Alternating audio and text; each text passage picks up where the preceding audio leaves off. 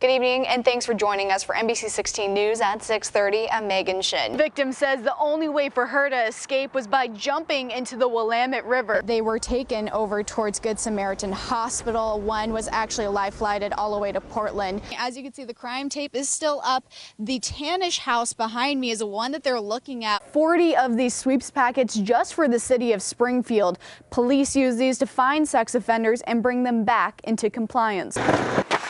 So we're here and we're ready to go hiking just for the day. I have my little backpack with me because I like to travel light. The latest addition for 911 call centers, a mobile unit equipped with its own backup generator. 3,000 cubic feet of water per second. Transformed into 4 buildings about 2 stories tall. Now has over 13,000 shares. This is a story all parents should hear. Dexter's Rural Fire Department is asking for your vote. A rough and tumble sport is taking over Lane County this weekend, and fans have taken notice. Well, back in 1979, during the last total solar eclipse visible here in Oregon, overcast skies blocked the view for many in Portland. And since then, John Brewster and his wife have worked to make sure nothing gets in the way of their view this time.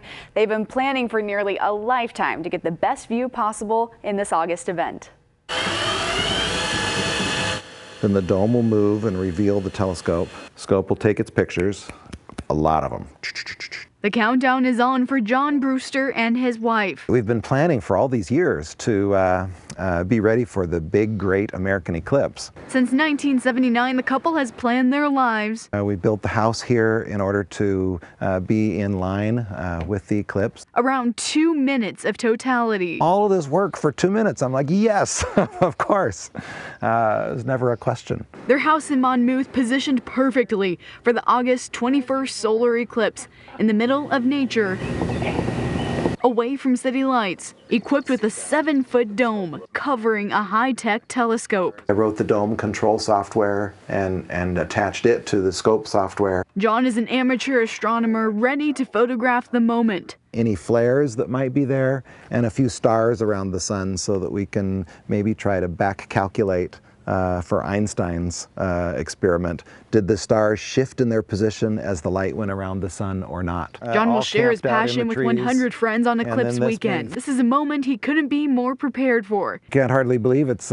time already after all these years. Here we are. And he has some advice for other amateurs hoping to enjoy this rare sight. During partial, use the glasses, save your eyes. During totality, it's safe. Enjoy it.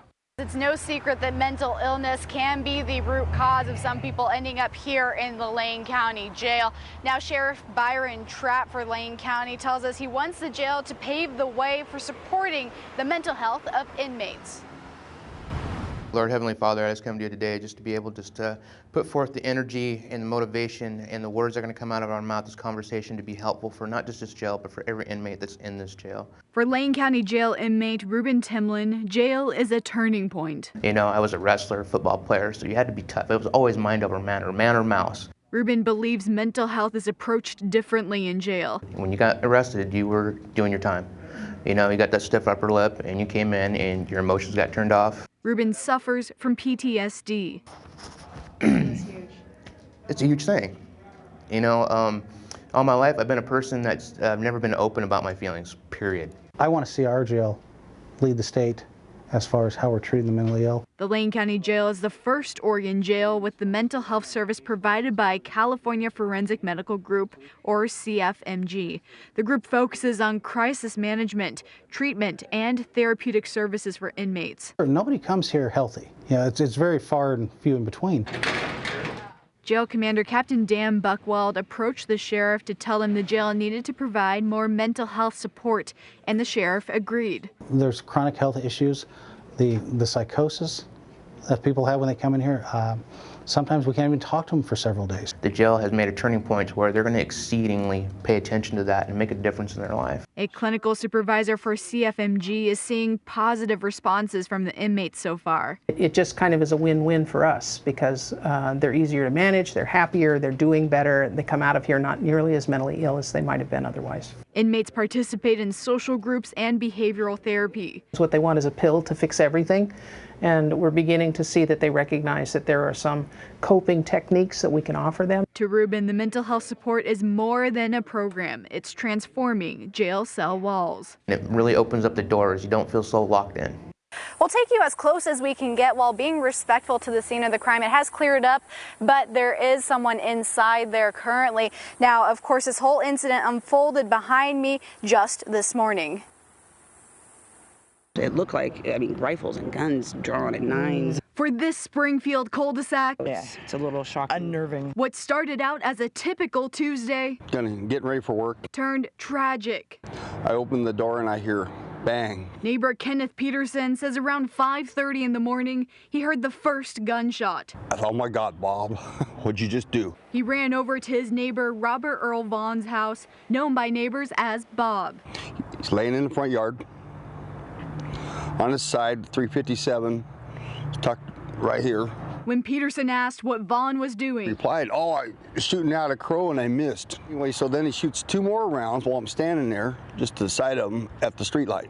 I said to the police, they're gonna show up, give me that gun. I don't want them to shoot you. He said, I want them to. I said, no, give me the weapon. He'd give it to me voluntarily. Peterson says he was able to help Vaughn into the house and took 2 of his guns away. I said, I'll be right back. And the police stopped me on the way back. And then we had tried to establish contact, a loud hail contact with him in an effort to try to resolve this crisis. Springfield police say Vaughn then barricaded himself in. And he was seen armed with a rifle and a handgun during this incident. Police say at one point, Vaughn leaned outside the window with a handgun. Then just before 7 a.m., when he didn't follow police instructions, officers shot him. This will be thoroughly investigated. Neighbors say they knew Vaughn, and they're shocked by what happened. Bob's a good man.